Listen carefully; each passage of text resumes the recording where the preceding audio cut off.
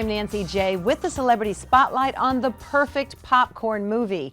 When the White House is overtaken by a terrorist mastermind, only the inside knowledge of a disgraced Secret Service agent can get it right. Director Antoine Fuqua gets it right with a great cast, beginning with Gerard Butler.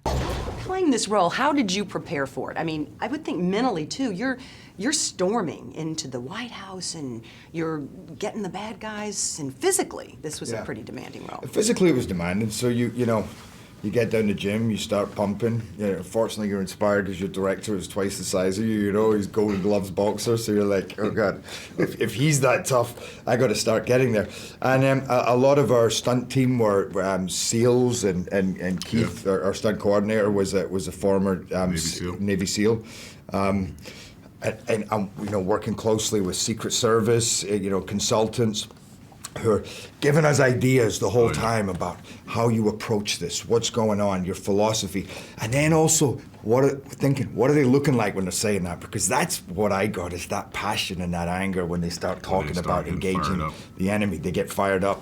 Yeah. His line was, "Bad intentions before every take." Bad intentions, Jerry. So that there's a lot of stuff goes into it, because you really want to show how incredible these people are, how well trained, how meticulous, how disciplined, how brave.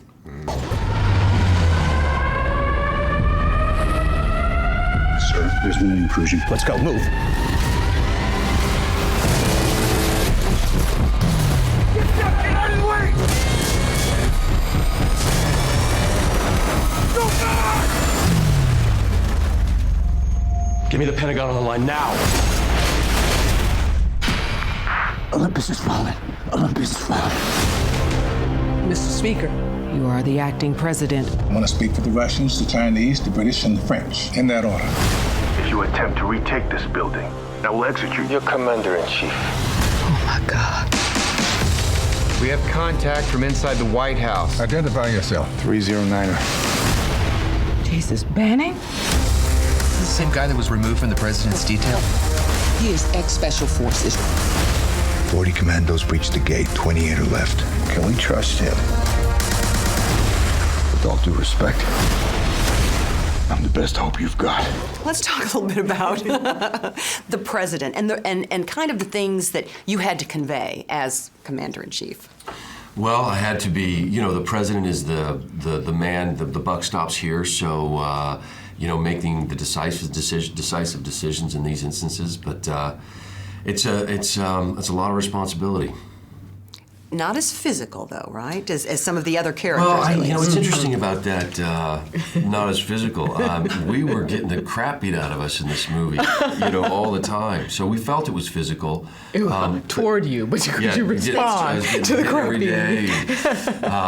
But also is psychologically trying to help Jerry's character on the outside, trying to slow down, do whatever we could to slow down our captors on the inside. So psychologically staying ahead of them and all that sort of stuff. So anyway, it was a mind game. Yeah. Yes. But you're in the war room.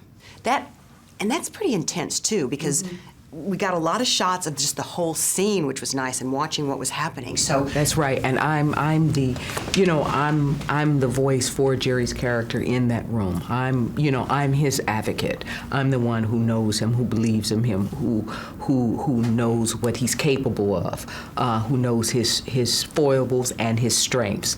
And right now, in this crisis and time of need, he's the man for the job. Did it ever go through your mind? I'm sure it did, because as an audience it does.